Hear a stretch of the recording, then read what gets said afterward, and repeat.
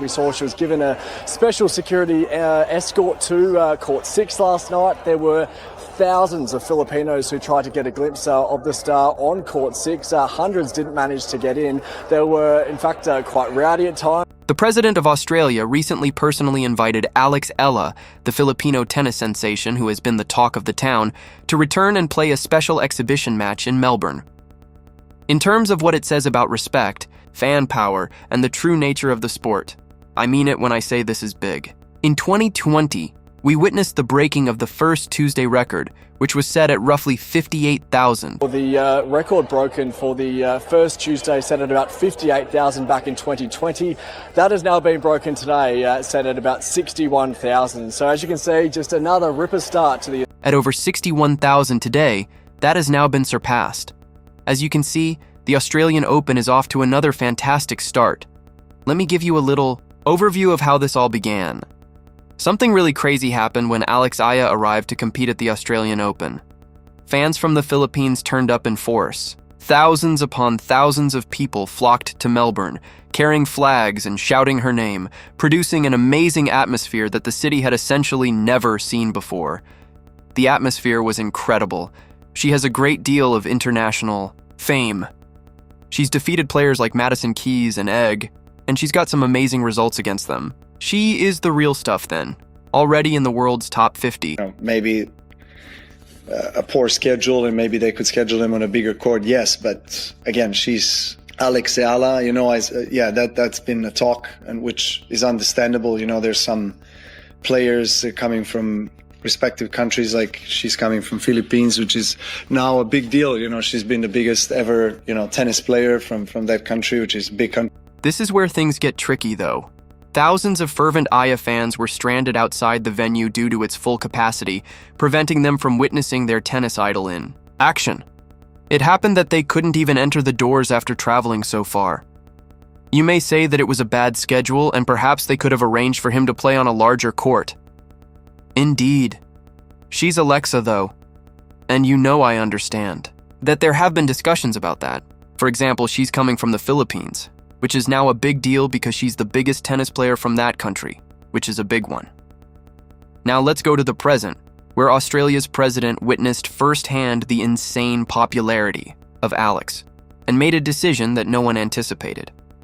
Eala received a direct message from him inviting her to return for this unique demonstration battle prior to her upcoming competition. This decision was not made by a WTA committee. The tournament organizers weren't attempting to sell tickets. In other words, the president of a whole nation personally intervened to provide the people with just what they wanted. A genuine chance to see Alex Eala perform at her peak. It was the same thing again and again. Melbourne's streets were crowded, with thousands of Eala admirers who were ecstatic to see their tennis star play. The level of energy was really high. The excitement was palpable everywhere. Thousands of loyal fans were once again forced to wait outside as the stadium filled up, despite all the preparation and efforts to accommodate everyone. There is simply an overpowering want to watch Alexa play. Eala had to be taken to the site, under full government security guard due to the large throng. With crowds this size, Australian officials weren't playing around. And she fulfilled all of the fans' expectations as soon as she stepped onto the court. The crowd went wild. The atmosphere was electrifying, and Alex Eala delivered the kind of outstanding tennis performance that has won people over worldwide. At this point, the narrative takes an intriguing turn that has split people.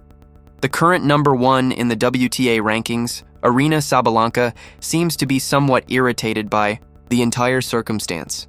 Consider it from her point of view. Here, the president of Australia arranges a special exhibition match for Alex Eala, giving her government security detail and presidential privileges. Meanwhile, Sabalenka hasn't received nearly as much attention as she has, despite being the world's top-ranked player. Look, we have to be completely fair. The tennis skills of Aryna Sabalenka are just amazing. Her outstanding efforts, dedication, and dominating results throughout tournaments have earned her the top slot. Given what she has achieved, she most certainly merits a great deal of respect and acknowledgement. However, the events around Alex Eala are taking place on a totally different level. Who is rated where in the rankings isn't exactly the point of this. This has to do with real connection. This is about the deep love and emotion that supporters have for a player who, on the grandest platform, represents their aspirations and hopes. Right now, Alex Eala isn't even in the top 10, although she is currently 9 spots higher in the OTA rankings than she was during the Australian Open. She is currently ranked 40th. However, those rankings only provide a portion of the picture. What makes Alex Eala unique is the amazing bond she has developed with her fan base, particularly the Filipino community around the world, which is tremendously large and fervent in rooting for their national tennis champion. Alex Eala's humility and remarkable attitude are evident in the way she is managing all of this attention. Everywhere she goes, she is surrounded by love, for which she is incredibly grateful. She understands that this goes well beyond her own achievements. She stands for the aspirations of a whole nation, and millions of Filipinos around the world find something genuinely unique and exciting in her.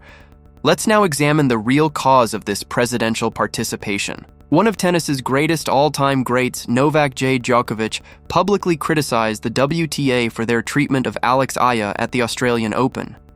Despite Aya's clear popularity and the fact that thousands of fans had traveled particularly to watch her participate, Djokovic maintained that the WTA had made a grave mistake by assigning her on lesser courts. Without holding back, Djokovic referred to Alex Eala as the best tennis player the Philippines has ever produced and stated that she is deserving of all the acclaim in the world.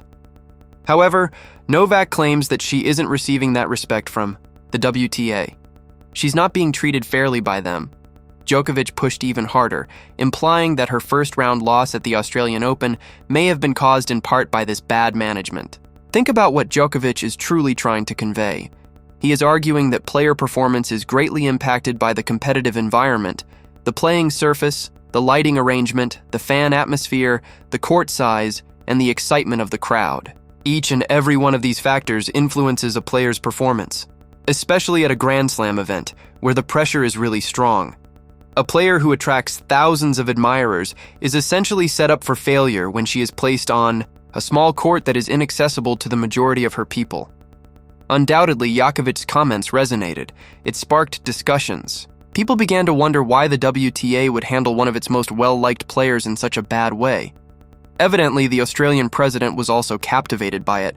After the Australian Open, the Australian president felt compelled to intervene. On behalf of Aya's followers, after witnessing the disillusionment of thousands of spectators who had come from all around to watch their idol play, he arranged this unique exhibition event, got Eala back to Australia, and made sure she had the right stage on which to entertain her admirers in the right manner. What's truly amazing about this whole situation, though, is this. Thousands of Eala's followers were still waiting outside the stadium, despite the event being specially planned and having presidential support. This illustrates how quickly Alex Eala's fame is growing. We're looking at a really uncommon kind of tennis fan devotion that extends far beyond rankings and match outcomes. Superstars around the world are the result of this kind of popularity. Someone becomes something much more than just an athlete when they have this kind of relationship. On the world scene, Alex Eala is becoming a symbol of Filipino pride and accomplishment, and WTA rankings by themselves are unable to convey that. Eala has been working hard since the Australian Open, honing her game and rising in the rankings. Her rise from outside the top 50 to 41st place shows that she is not just well-liked, but also becoming a real threat on the WTA circuit. The disparity between the WTA's player management philosophy and what fans genuinely care about, however, is what this whole situation really highlights. From a competitive standpoint, it makes perfect sense for the WTA to operate inside a system of rankings and seedings. However, perhaps there should be some flexibility in how these athletes are handled when they have a player like Alex Eala who can pack stadiums and create the kind of excitement that propels the sport as a whole. The President of Australia clearly understands this. He saw an opportunity to honor a growing star, to make thousands of people happy, and to respect a player who has earned it via her relationship with fans. From her vantage point, it makes natural that Aryna Sabalenka would be annoyed by this, but it also kind of ignores what's actually going on. This isn't meant to diminish Sabalenka's achievements in any way. This is about realizing that the fans are the reason tennis exists in the first place. Therefore, it makes sense to listen when they express their opinions. The narrative of Alex Eala is just beginning. With fan support that most players would kill for, they are now in 40th place in the globe and are steadily rising.